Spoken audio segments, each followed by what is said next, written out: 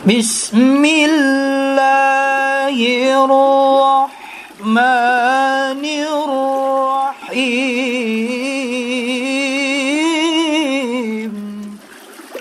Dengan menyebut nama Allah yang Maha Pengasih, Maha Penyayang.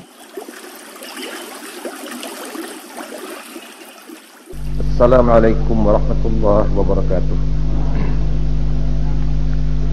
Bismillahirrahmanirrahim. Alhamdulillahi rabbil alamin. Wassalatu wassalamu ala asyrafil mursalin Muhammad wa ala alihi wa sahbihi ajma'in. Amma ba'd. Saudara-saudara, pada minggu yang lalu dalam kuliah kita ini, kita sudah membicarakan pendapat Imam Ghazali mengenai tauhid dan ma'rifat, di mana beliau memusatkan tauhid itu pada kalimat la ilaha illallah. Maka pada hari ini kita memasuki ta'rif, pengertian yang terkandung di dalam kalimat la ilaha illallah. Para imam-imam menyelidiki isi Al-Quran, maka sepanjang Al-Quran, kalau disimpulkan, terdapat 10 ta'rif, 10 pengertian yang dikehendaki oleh Al-Quran tentang kalimat la ilaha illallah. Apabila ke-10 makna itu sudah dapat kita hayati, maka sampailah kita kepada pengertian tauhid yang terkandung dalam kalimat la ilaha illallah. Andai kata tidak ke-10-nya, salah satu daripadanya, sudah cukuplah pengertian tauhid di dalam diri seseorang. Salah satu dari 10 makna yang akan kita bicarakan ini. Meskipun di dalam pengertian tauhid itu masih dalam pengertian tauhid am, tauhid umum, belum mencapai kepada tauhid khas yang khusus. Adapun yang 10 itu, sebagaimana yang lalu, bahwa lafaz la ilaha illallah itu dinamai kalimatut tauhid yang pertama. Jadi lafaz la ilaha illallah itu lafaz kalimatut tauhid. Maksudnya kalimatut tauhid itu ialah li'annahu yadullu nafyas syuraka'i alal itlaq. Sesungguhnya lafaz la ilaha illallah itu menunjukkan, menerangkan kepada kita, ya dulu menerangkan nafyus syuraka, menafikan segala macam syirik, meniadakan segala macam syirik alal itlaq, secara mutlak. Jadi sekali kita mengucapkan kalimat la ilaha illallah, maka berarti kita menafikan, meniadakan segala macam syirik, nafyus syuraka, segala macam syirik secara mutlak. Artinya menafikan segala bentuk syirik.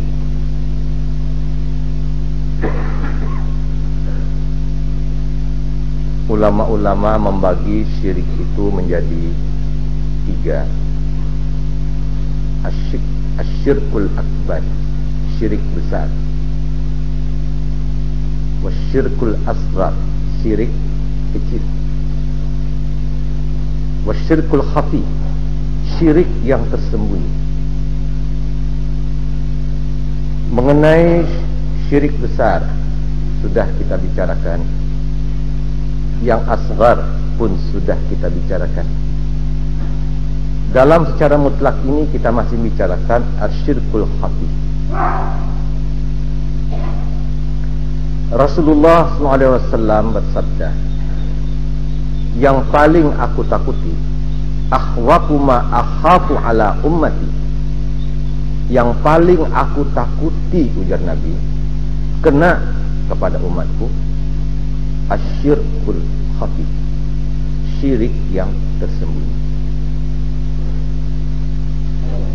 Ketika ditanyakan orang kepada Ibnu Abbas radhiyallahu anhu, apa yang dinamakan syirik tersembunyi itu?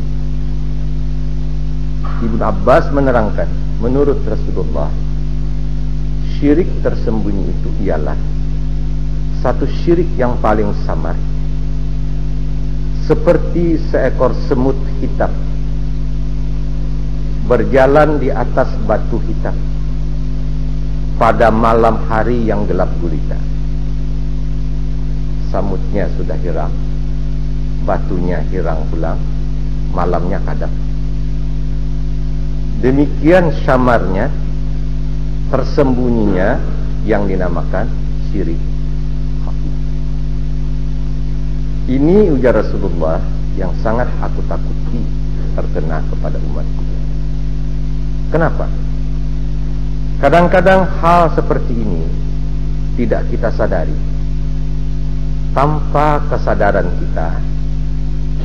kita sudah jatuh ke dalam syirik khafi. Inilah yang dimaksud oleh Imam Ghazali pada kuliah kita minggu yang lalu. Taqta'ul asbab wal wasaid. Kalimat la ilaha illallah itu sudah menimbulkan tauhid yang memutuskan segala sebab dan perantaraan.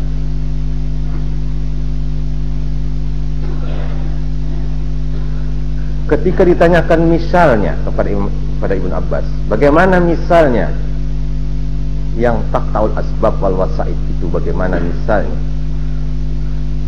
Ibnu Abbas menerangkan misalnya, pada suatu hari engkau berkata,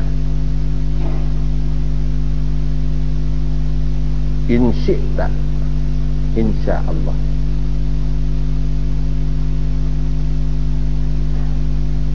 Jika engkau menghendaki,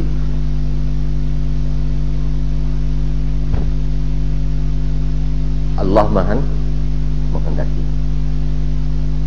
Jadi kalau bahasa Banjar, bahasa kita itu, ya kita kalau pian mau, insya Allah jadi. Kalau pian mau bercabur nih, insya Allah jadi. Di dalam pengertian itu kita mendahulukan kehendak hamba daripada kehendak Allah.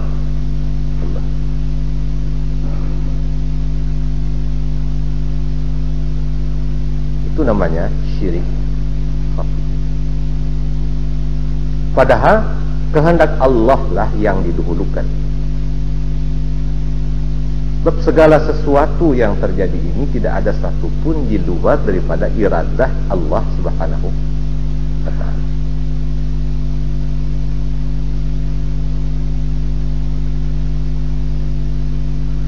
Itu namanya wasaid, asbab. Jaka kada rem ni makan, mati kan anakku sudah. Kita menggunakan mobil, jaka kada rem ni makan, mati, lenggak namanya sudah.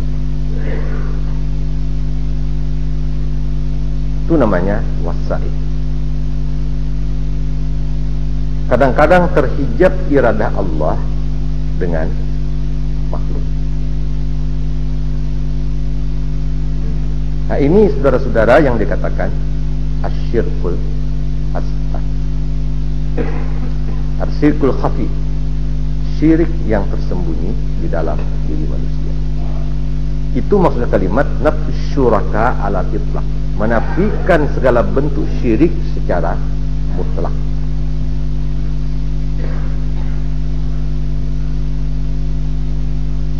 Pernah Rasulullah SAW bertanya kepada seorang sahabat tentang pekerjaannya yang ditugaskan Rasulullah SAW. Jadi Rasulullah bertanya, bagaimana hasil kerja?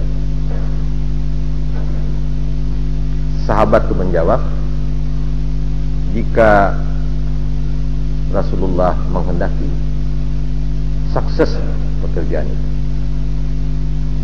berhasil pekerjaan itu. Ketika itu juga merah padamlah wajah Rasulullah SAW. Maka Rasulullah marah dan telah mengatakan, insya Allah, jika Allah menghendaki, berhasillah pekerjaan itu. Tidak ada hakku sedikit jua pun ya Rasulullah untuk menghasilkan pekerjaanmu. Jadi hak itu namanya hak rububiyah, hak ketuhanan.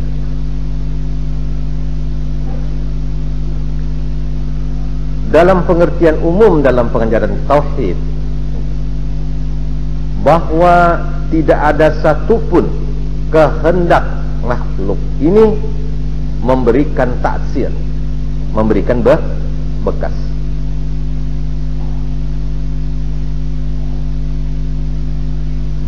Sebab itu Rasulullah pernah bersabda, Masya Allah, malam yasha lam yakun. Segala sesuatu terjadi menurut kehendak Allah. Malam yasha, kalau Allah tidak menghendaki, lam yakun, tidak jadi.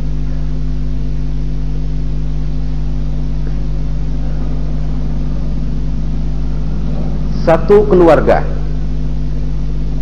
yang penghidupannya, nafkahnya, apanya semuanya tergantung dengan pencarian ayah, pencarian kepala keluarga. Lalu timbul dalam pikiran keluarga itu, kalau tidak sidin, kalau tidak ada ayah, kalau tidak ada abahnya di rumah ini, kalau tidak abahnya, tidak bisa, tidak ada rezeki. Itu namanya syirik khafi. Padahal yang diyakinkan bahwa Allah sudah menjadikan si bapak ini adalah sebagai, dijadikan Allah perantaraan untuk memberi rezeki kepada anak istri. Jadi kita yang bercari ini hanya perantaraan Allah memberikan rezeki kepada anak bini kita. Terang itu. Allah jadikan perantaraan, dengan perantaraan kita memberi rezeki kepada anak bini kita.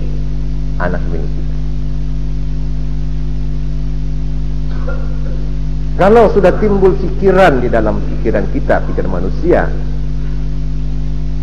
kalau tidak dia, rumah tangga ini hancur.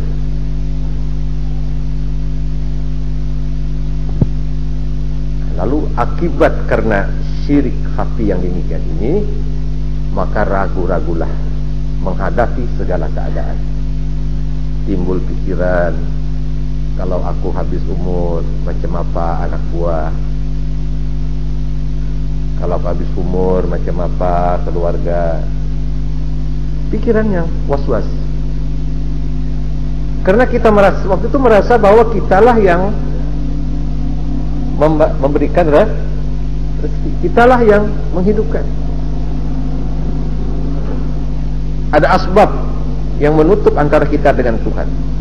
Padahal nafsu syuraka alal itlaq, kita harus merasa bahwa alhamdulillah kita dijadikan Tuhan sebagai perantaraan. Tuhan memberikan nafkah kepada, memberikan makan, pakai kepada keluarga kita.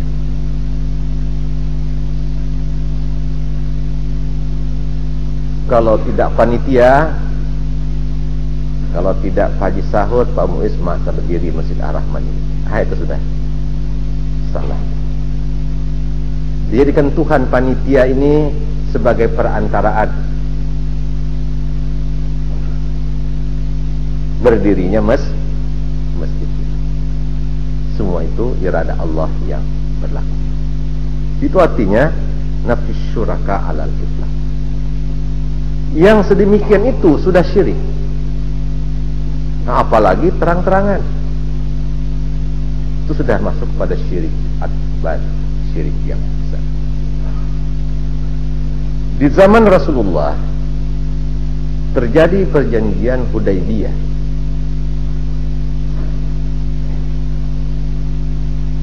Waktu perjanjian Hudaybiyah itu dilakukan Rasulullah dengan para sahabat. Rasulullah berkumpul di bawah sebatang pohon kayu. Dalam tarikh terkenal nama pohon kayu itu Syajaratul Ridwan, pohon Ridwan.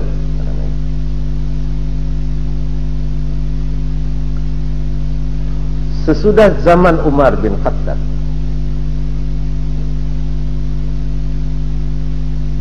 kaum muslimin dalam waktu-waktu yang tertentu datang ke bawah pohon kayu itu, pohon kayu Ridwan, dalam motif mereka memperingati, mengingatkan tentang peristiwa Hudaybiyah. Karena peristiwa Hudaybiyah itulah sebagai pintu kemenangan, pintu daripada kemenangan Fathu Makkah.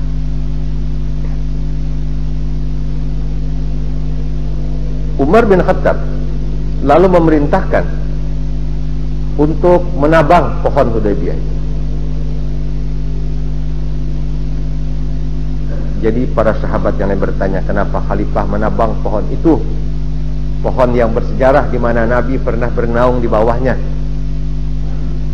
mengikat perjanjian Hudaybiyah. Apa ujar beliau? Dengan cara kamu demikian itu, lebih banyak membawa kamu kepada syirik pada Allah.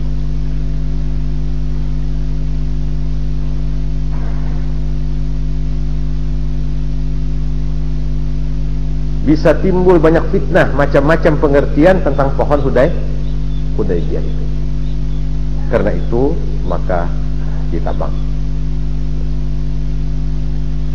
Inilah artinya kalimat tauhid, nafsu syuraka alal mutlaq. Jadi kalau yang kecil-kecil itu sudah dinafikannya, sudah dinafikan dengan kalimat la ilaha illallah, sudah disingkirkan, apalagi yang besar.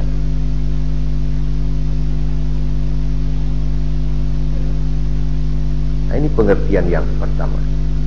Jadi kalau kita sebutkan la ilaha illallah kalimatut tauhid, itulah pengertiannya. Itulah yang kata Imam Ghazali, ru'yan, satu pandangan kamu, taqta'ul asbab wal masaib, memutuskan daripada segala sebab. Segala sebab yang terjadi di alam ini tidak menjadi hijab antara kamu dengan Tuhan.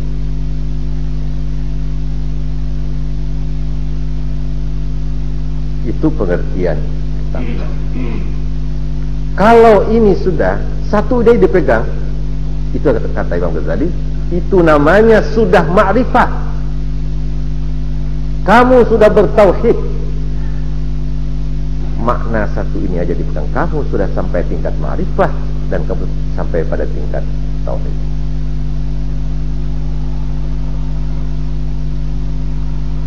Satu. Yang kedua, la ilaha illallah itu disebut juga kalimatul ikhlas. Ini disebut la ilaha illallah. Itu kalimat apa? La ilaha illallah itu namanya kalimatul ikhlas. Kenapa dinamakan kalimatul ikhlas? Li'annal asla fiha amalul qalbi wa huwa kaunul insan arifan biqalbihi wahdaniyatallahi ta'ala. Sesungguhnya pada asalnya ta'rif pengertian la ilaha illallah itu amalul qalbi, perbuatan hati. Jadi bukan sekadar kita ta'rifkan dengan lisan, kita jelaskan dengan lisan, itu semua ta'rif yang tadi itu ta'rifnya lain, itu ta'rif pengertian hati. Sebab keadaan manusia yang arif, yang mengerti, yang ma'rifah dengan hadinya wahdaniyat Allah, manusia yang paham akan sifat wahdaniyah, bahwa Allah esa pada zatnya, esa pada sifatnya, esa pada af'alnya, maka ma'rifah yang seperti ini memberikan hasil dalam hati. Apa hasilnya? Yastahilu bihal insan li ghardin akhar siwa ta'atillah wa hubbihi wa ubudiyatihi. Mustahillah bagi manusia ada tujuan lain, ada maksud lain, ada hajat lain siwa ta'atillah wa hubbihi, selain daripada taat kepada Allah dan mencintai. Jadi kalau orang sudah mengerti sifat wahdaniyah, keesaan Allah pada sifatnya, pada zatnya, pada sifatnya, pada af'alnya, pada hukumnya, mustahil ada tujuan lain dalam hati manusia, ada niat lain dalam hati manusia, ada maksud lain dalam hati manusia, mustahil ditujukan siwallah, yang selain daripada Allah. Karena semata-mata ditujukan kepada Allah dengan kalimat la ilaha illallah itu, lalu la ilaha illallah itu namanya kalimatul ikhlas.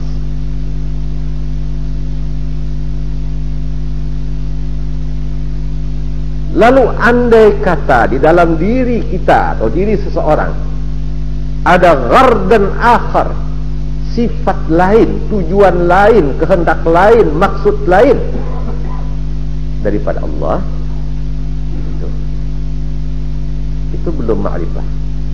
Sebenarnya belum mengerti, sebenarnya belum paham apa arti wahdaniyah.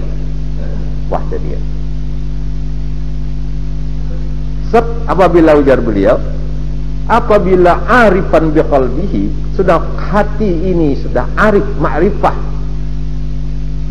dengan wahdaniyah itu, mustahil manusia menuju tujuan yang lain.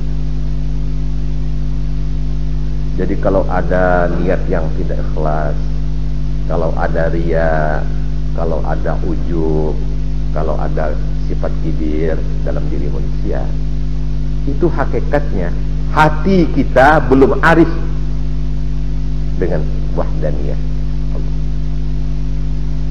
Hakikatnya kita mengerti, kita paham. Pengertian dan paham kita itu hanya enggan kepala kita, akal kita mengerti, ilmu kita mengerti, faham kita mengerti. Jadi itu syu'urul aqliyah, perasaan akal manusia.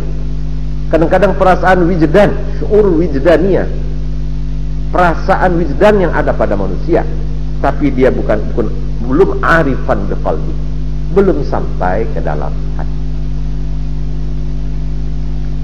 Ini yang kata Imam Ghazali pada minggu yang dikatakan bahwa tauhid itu berputar-putar di sekeliling kulit hati manusia.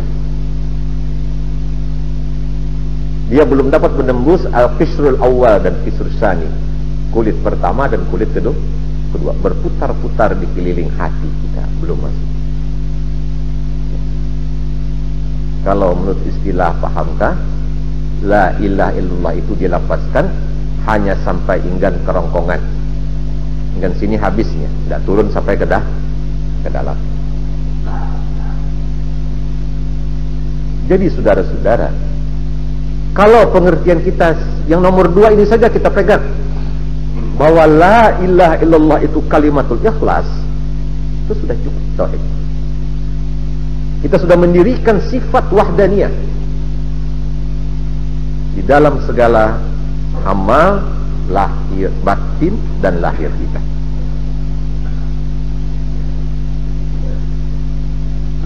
Sebab ujar beliau, fahazihil ma'rifah, maka ma'rifah wahdaniyat ini dengan kalimat la ilaha illallah itu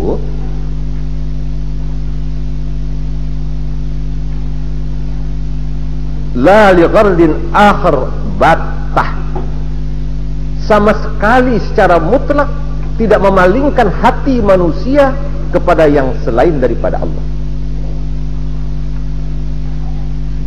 Kenapa? Sebab yang dinamakan makhluk, apa yang dinamakan makhluk? Yang dinamakan makhluk itu masih wallah, selain daripada zat Allah, semuanya makhluk. Jadi selain daripada zat Allah, semuanya makhluk. Malaikat, aras, surga, neraka, apapun makhluk. Wali abdal, wali kutub, wali makhluk. Masih wallah, selain daripada Allah, makhluk. Itu pengertian makhluk. Jadi apabila suatu ubudiyah, suatu niat, suatu hajat, suatu tujuan kepada masih wallah selain daripada Allah bergeser, maka artinya tujuannya itu kepada makhluk. Maka tiap-tiap ibadah, tiap-tiap i'tikad yang tertuju kepada makhluk, maka namanya ibadah dan i'tikad yang tidak ikhlas. Itu pengertian kedua, bahwa la ilaha illallah itu kalimatul ikhlas.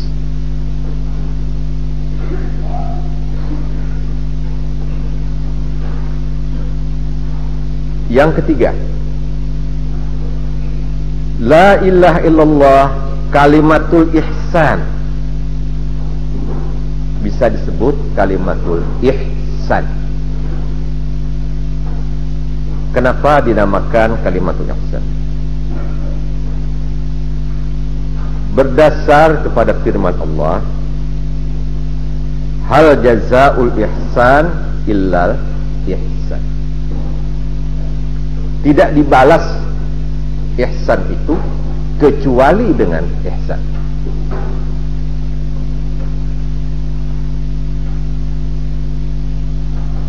Dengan demikian, inna alaika ahdul ubudiyah ala karamihi ahdur rububiyah.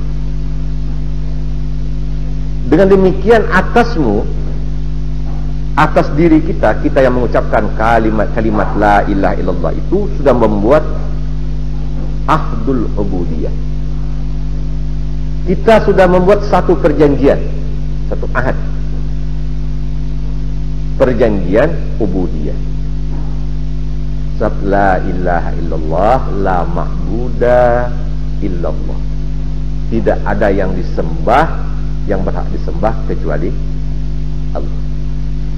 Jadi kita lafazkan kalimat la ilaha illallah itu berarti ahdul ubudiyah.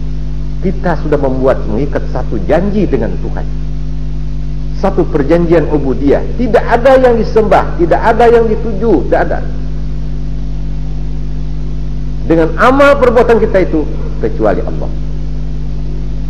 Nah, yang berhak ma'bud kecuali Allah.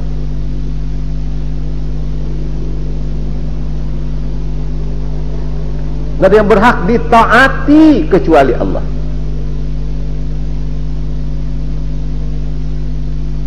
Lalu kenapa Allah perintahkan kita taat kepada Rasul? Ati'ullaha wa ati'ur Rasul. Taatlah kepada Allah dan taatlah kepada Rasul. Jadi taat kepada Allah karena apa? Karena zat Allah. Jadi yang kita taati itu zat Allah, zat wajibul wujud yang kita taati. Taat kepada Rasul bukan taat kepada zat Rasul, bukan karena zat Rasulullah, bukan karena diri pribadi Nabi Muhammad, bukan karena Muhammad bin Abdullah kita taat kepada Rasul. Kita taat, kenapa taat kepada Rasul? Taat kepada Rasulillahi Ta'ala karena Allah. Karena Allah memerintahkan kita taat kepada Rasul. Taat. Ada bedanya. Kalimatnya sama. Taat, wajib taat kepada Allah, wajib taat kepada Rasul. Kalimatnya sama, tapi maknanya lain. Jadi taat kepada Allah, yang kita taat itu zat Allah. Taat kepada Rasul karena kita diperintah Allah. Perintah Allah mewajibkan kita taat kepada Rasul. Jadi sampai disinilah dulu, hadis ini tidak habis kita bicarakan. Mungkin 2 kali pengajian baru bisa selesai. Jadi semoga Allah SWT melimpahkan rahmat, hidayah dan inayahnya kepada kita semua. Demikianlah. Assalamualaikum warahmatullahi wabarakatuh. سبحانك اللهم وبحمدك أشهد أن لا إله إلا أنت أستغفرك وأتوب إليك. Maha suci Engkau ya Allah, dengan memujimu aku bersaksi bahwa tiada sesembahan yang hak disembah melainkan dirimu. Aku memohon pengampunanmu dan bertaubat kepadamu.